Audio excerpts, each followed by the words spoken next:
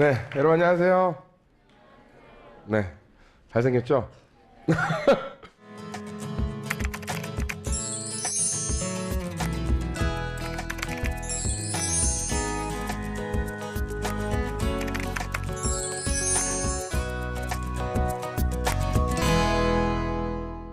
자, 여러분을 만나니까 너무 좋습니다. 저도 명지대학교 출신인 거 아시죠? 아세요? 네, 명지대학교 99학번 출신입니다. 99학번 사라믹 화학공학부 출신입니다. 제가 여러분에게 드리고 싶은 얘기는 제가 어떻게 개그맨이 됐고 개그맨이 돼서 어떻게 이렇게 살아왔는지에 대해서 얘기하고 싶습니다. 사실 저는 이제 여러분들도 뭐 아시겠지만 개그맨 시험에 한 번에 붙은 사람이에요. 그렇죠? 한 번에 붙은 사람인데 저는 그렇게 생각을 했어요. 하나님께서 왜 나를 개그맨을 시켰을까? 왜 하나님께서 나를 개그맨을 시켰을까? 사실 제가 개그맨이 된 그런 그 과정을 간단하게 얘기하자면 저는 개그맨이 되고 싶어서 개그맨이 된 사람이 아니에요. 저는 어렸을 때 꿈은 선교사의 마음이 있었습니다. 그래서 하나님께 어떤 기도를 했냐면 하나님, 저는 어떠한 사람이 될지 모르지만 하나님을 전하는 자, 하나님의 마음에 합한 자가 되고 싶습니다. 이런 기도를 했던 것 같아요. 근데 하나님이 저를 개그맨을 시켜줬어요.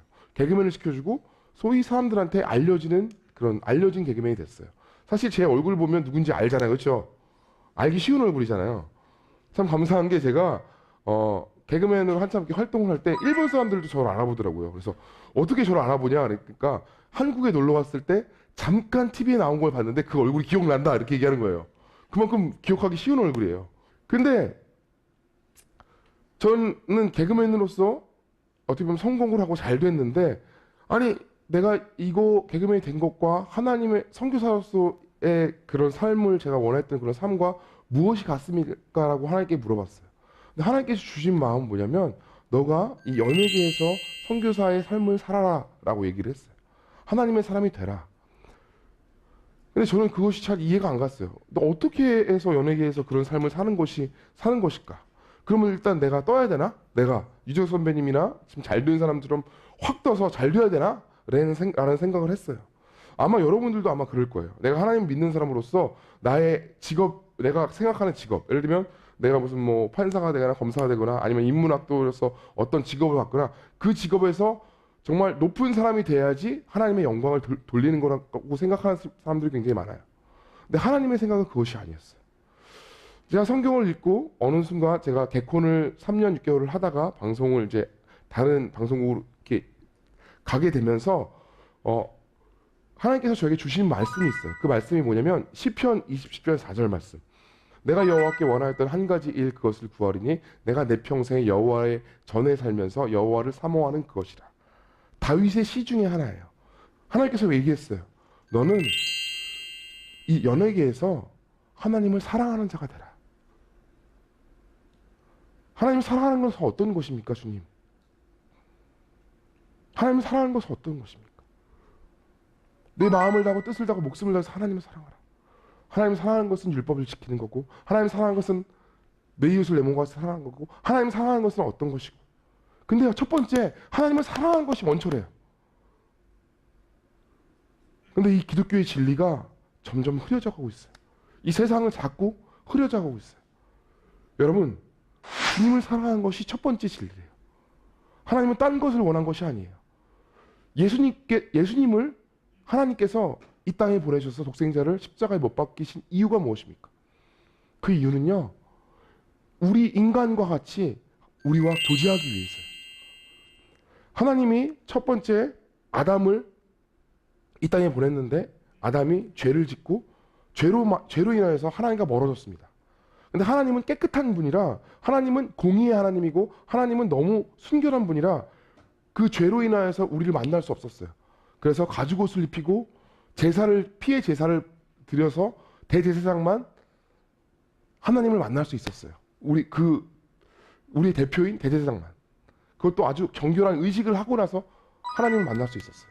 그래서 하나님께서 그것에 대해서 굉장히 안타까워했어요. 그래서 자신의 아들인 예수 그리스도를 이 땅에 보내서 어린 양이 되신 예수 그리스도를 십자가에 못 박혀 죽으시고 그 십자가로 말미암아 우리가 예수의 이름을 부르면 하나님과 함께 할 수 있었다는 거죠. 그 이유가 무엇입니까? 우리 인간을 사랑하기 때문에. 그래서 예수님이 진리인 것이에요.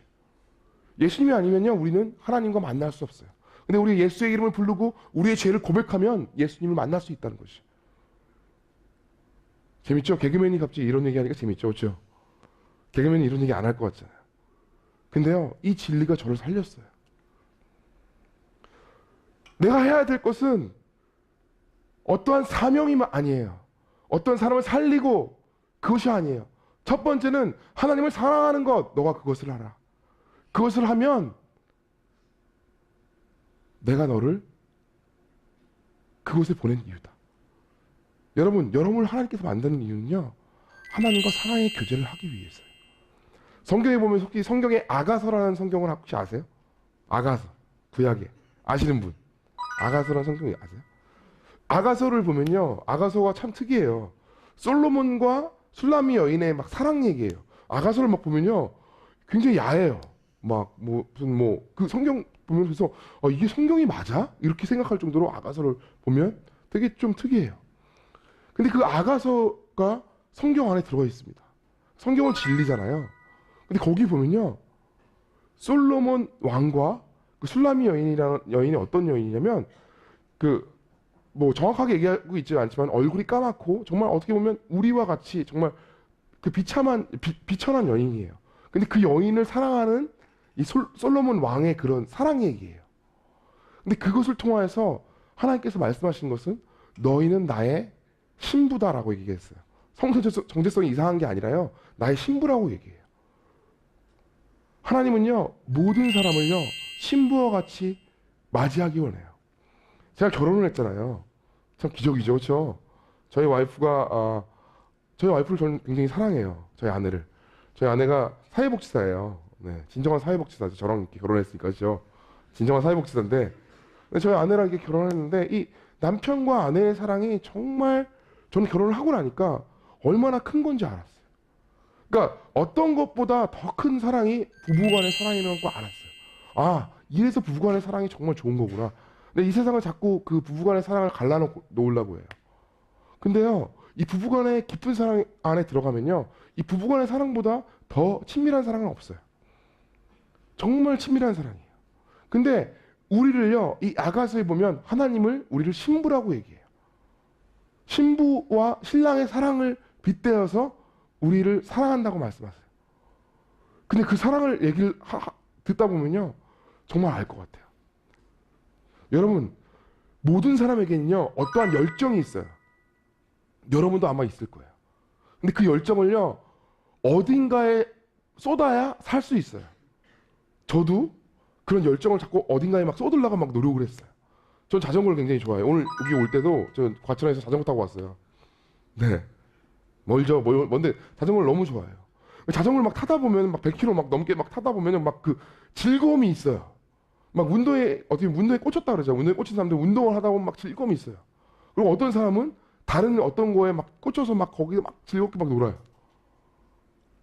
근데 그걸로 채워지지 않은 공허함이 분명히 있어요. 그래서 사람들은 술을 먹고 그러니까 모든 거에 어떤 거든지 그 정도가 심하거나 심하지 않거나 이것뿐이지 다 중독이 되었어요. 술 중독, 그다음에 관계 중독, 관계를 막 해야 돼요. 관계를 안 하면 불안해요.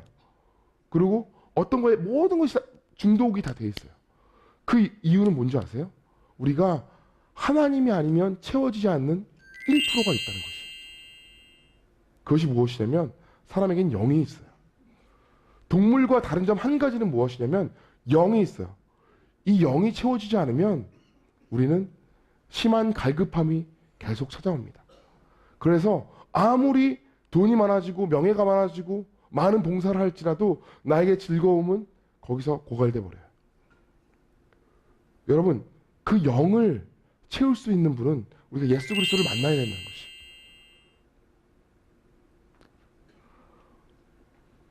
성경에 수많은 소리들이 있습니다. 근데 어떠한 목사님이 이 얘기를 하더라고요.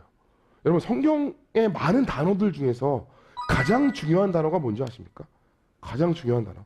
이 목사님이 얘기해요. 이게 진리는 알 수 있어요. 한번 얘기해 보세요. 어떤 거가 있을까요? 성경의 단어 중에서. 사랑? 사랑일 수도 있어요. 또 예수님, 십자가 다 맞아요. 근데 이 목사님은 그 얘기 하더라고요.